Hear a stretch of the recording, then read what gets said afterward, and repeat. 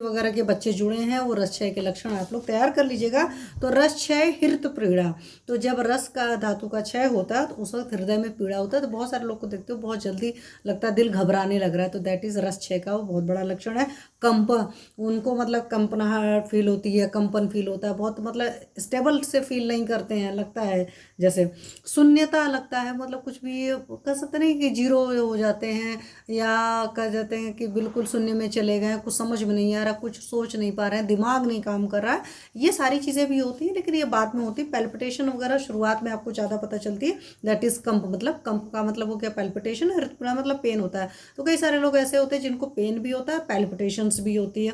तृष्णा च, बहुत ज़्यादा प्यास लगे, क्योंकि रस धातु जो है इट्स सेल्फ लिक्विड फॉर्म है। सबसे पहले जब आपका आहार का पचन हुआ तो आहार का पचन होने के बाद में सबसे पहली धातु जो बनी वो रस धातु बनी। तो रस धातु जो है लिक्विड फॉर्म में ज़्यादा है, उसके बाद रक्त भी आपके लिक्विड फॉर्म में है। लेकिन रस धातु का जब भी क्षय होगा, क्योंकि लिक्विड की कमी हुई, आप मॉडर्न के हिसाब से हाइपोवोल्यूमिया कह सकते हो कि ब्लड का लेवल कम हो गया, तो उस केस में आपको तृष्णा बहुत ज़्यादा महसूस होगा। क्योंकि क्या करते हैं, बाहर से पानी और लेकर के आपका ब्लड अपना वॉल्यूम मैनेज करना चाहता है, या बॉडी अपने आप को मैनेज करना चाहती है। रस धातु की जो कमी हुई उस कमी को बॉडी ठीक करना चाहती है, क्योंकि ये इटसेल्फ हमारी बॉडी की आदत होती है।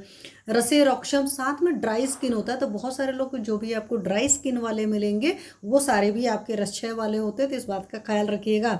इसलिए पेशेंट से पूछिए क्या क्या लक्षण है, और आपको सारी जो आपकी धातुएं, 7 धातुएं, रस, रक्त, मांस, समेत, अस्थि, मज्जा, शुक्र, उसमें किस धातु के क्षय के क्या लक्षण होते हैं ये हमें अच्छे से पता होना चाहिए। और कुछ चीज़ें क्या होता है ना, बार बार करते करते दिमाग में आ जाता है ना।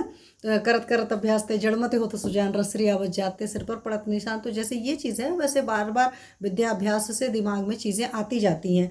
श्रम, आपको बहुत जल्दी थकावट फील होती है। श्रम का मतलब नहीं तो लेबर करना, श्रम का मतलब यहाँ पर होता है कि थोड़ा सा भी काम करोगे तो आप बहुत जल्दी थक जाओगे।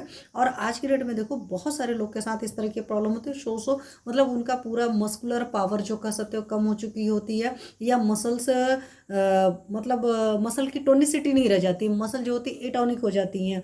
तो ये मसल का जो टोन है आपकी बॉडी में, गठीलापन जो होना चाहिए वो गठीलापन नहीं रह जाता। बहुत सारे लोग की स्किन बहुत लूज हो जाएगी, या बहुत सारे लोग की बहुत पतली हो जाएगी, या बहुत सारे लोग की चीज़ें या बॉडी में आप देखेंगे अटक पटक जी जाएंगी।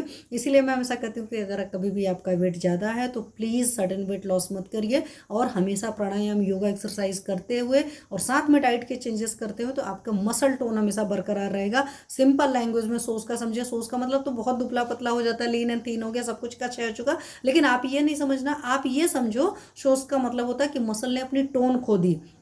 सिंपल सी बात है, जो भी होना चाहिए चीज़ें वो नहीं रहेंगी। तो ये इस तरह के सिंपल है बहुत। आयुर्वेद बहुत सरल है। सरल क्यों है, मैंने हमेशा बोला है आयुर्वेद आपका केतु का एट्रीब्यूट है, बट आपको उस एंगल से समझना पड़ेगा। और जितनी सरल चीज़ें होती हैं कहना आसान होता है, उनको समझना उतना ही मुश्किल होता है। पर वक्त के साथ अगर आपका नज़रिया रहता है तो सारी चीज़ें समझ में आती। साथ में एक लक्षण और हमारे अष्टांग हृदयकार ने दिया है, और बच्चे जो जुड़े हैं वो अगर समझना चाहते हो तो अष्टांग हृदय का सूत्र स्थान का 11वें मतलब अध्याय का 17वां श्लोक है ये, शब्द असहिष्णुता। तो बहुत सारे लोग को देखते होंगे ना, उनसे ऊंची आवाज़ बिल्कुल बर्दाश्त नहीं होती, आवाज़ बर्दाश्त नहीं होती। खास करके जैसे घर में आपके बुजुर्ग हैं तो जब बच्चे खेलेंगे कूदेंगे आवाज़ करेंगे तो उनको तकलीफ होती है कि आवाज़ ना हो, कोई उनसे ऊंची आवाज़ में बात कर लिया तो उनको तकलीफ हो जाती है। कुछ लोग का रहता है ना कि भाई ठीक है बच्चे हैं शोरगुल करेंगे ही करेंगे, बट कुछ लोग को होता है नहीं, उतने भर में वो पैनिक हो जाते हैं। तो हम क्या सोचते हैं ना कि ये बड़े खड़ूस से हैं, ये खड़ूस वड़ूस कुछ नहीं है, वो सारे लोग रसक्षय का लक्षण है। और यहाँ पर रसक्षय का लक्षण है तो ऑब्वियस सी बात है आप उनको ऐसा आहार बार देंगे जिससे उनके रस धातु की वृद्धि हो। सिंपल लैंग्वेज में बहुत सिंपल सा समझेंगे तो रस धातु की वृद्धि हो, ये आप समझ सकते हो। बट हमें डाइजेशन पर ही काम मेनली करना पड़ता है। लेकिन आपके लिए मैं बता रही हूँ तो तुरंत ऐसे लोग को अगर आप नींबू पानी दे रहे हो, नींबू नमक चीनी पानी दे रहे हो, आप नारियल पानी पिला रहे हो, इस तरह की सारी चीज़ें दे रहे हो, लिक्विड डाइट वगैरह जूसेस दे रहे हो, सारी चीज़ें तो बहुत जल्दी रिकवर करते हैं। तो ये है लक्षण आपका अष्टांग हृदयकार ने दिया हुआ। तो दैट इज रस क्षय, हृत पीड़ा, कंप, शून्यता, तृष्णा च, रसे रोक्षम, श्रम, शोषो, ग्लानि, शब्द असहिष्णुता। तो ये बहुत ही बढ़िया लक्षण है, ये आपको याद रहना चाहिए। उसके अलावा हमारे चरक जी ने क्या कहा, तो चरक जी ने कहा घट्टते सहते शब्दम नुचर द्रवत्य सुल्यते। तो एग्जैक्ट लगभग इनका भी है, इनको भी वही है कि जब बड़े शब्द बोले जाएंगे ऊंची आवाज़ रहेगी तो बिल्कुल भी बर्दाश्त नहीं होगा और हार्ट प्रदेश में पेन होता है। ठीक है, हृदय तामती, दिल खिंचा सा लगता है। तो शुरू शुरू में जिसका रस क्षय रहेगा उसको नहीं लगेगा, जिनकी काफ़ी खराब कंडीशन रहेगी उनके साथ में इस तरह की फीलिंग है। स्वल्प चेष्टा रस क्षय, और थोड़ी सी भी चेष्टा करने से उनको हृदय में दर्द की तकलीफ होती है, उनको सांस फूलने लगती है, आप देखते होंगे। और अधिकतर आपको इस तरह के साइन सिम्टम ज़्यादा कार्डियक पेशेंट में भी फील होते हैं। कार्डियक पेशेंट को होता है ना कि बैठे बैठे भी सांस फूलती है, थोड़ा सा काम कर लिया तो कुछ ज़्यादा ही सांस फूलती है।